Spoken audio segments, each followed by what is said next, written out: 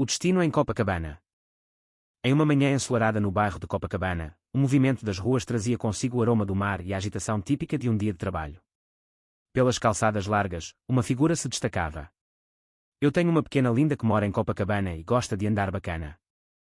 Toda semana ela vem com o vestido alinhado e com o dedo polido. Voando ela passa e todo mundo fica admirado. Eu fico até encabulado porque ela é tão boa. Djalma caminhava cabisbaixo, sentindo o peso de suas escolhas recentes. Ao encontrar os conhecidos, o cumprimento veio com uma voz carregada de desânimo. Bom dia, Djalma, disse um dos amigos. O homem respondeu que estava péssimo e que não queria estar pior, afirmando que agora merecia sofrer. A pergunta sobre a falta que sentia de Flavinha atingiu um ponto sensível. Ele admitiu que sim, confessando que jogou o seu casamento no lixo por conta de uma aventura extraconjugal. O interlocutor, embora sentisse pena, achou ótimo que ele estivesse arrependido. Enquanto isso, em outro ponto do bairro, o clima de tensão amorosa continuava. Sueli, ajude-me aqui com o zíper, por favor, pediu uma voz feminina. Sueli, ao ver quem solicitava o favor, não escondeu a indignação.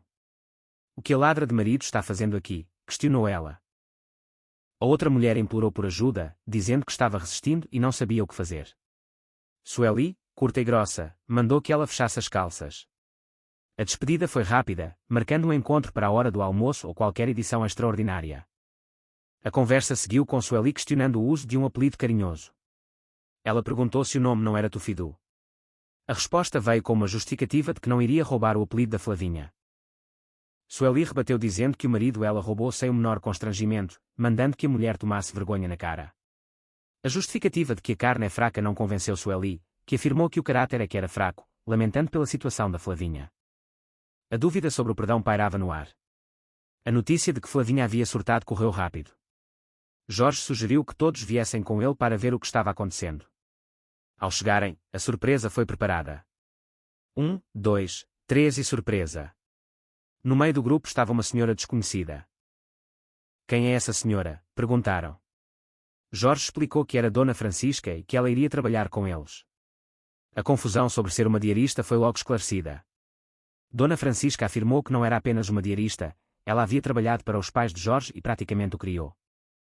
Armani, surpreso, não acreditou que o amigo havia contratado a própria babá. Dona Francisca, com o carinho de quem viu o menino crescer, chamou-o para sentar, avisando que o ovinho estava pronto. A dedicação era total, com gema mole e clarinha tostada. Ela queria ver o seu menino forte. Armani brincou perguntando se depois ela o colocaria para arrotar. Sugeriram que Armani aproveitasse a oportunidade para aprender as coisas com ela, como lavar as próprias cuecas. Dona Francisca estava ali para ensinar a primeira lição, aprender a varrer a casa.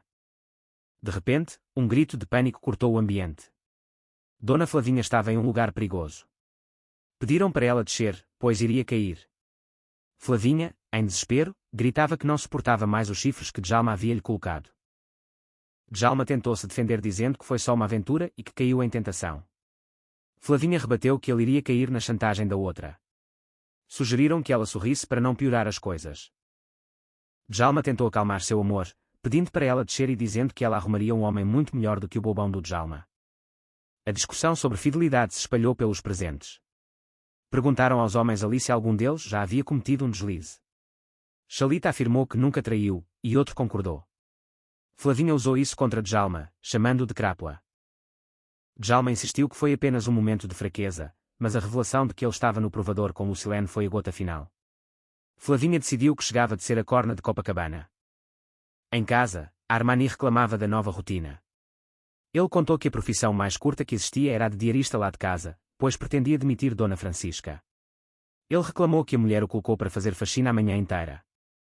Fátima defendeu que ela era uma ótima professora, mas Armani estava decidida a colocá-la para fora, pois precisava de alguém que cuidasse dele. Fátima também sentia essa necessidade e até pensou em contratar alguém para um rapaz que viu na galeria.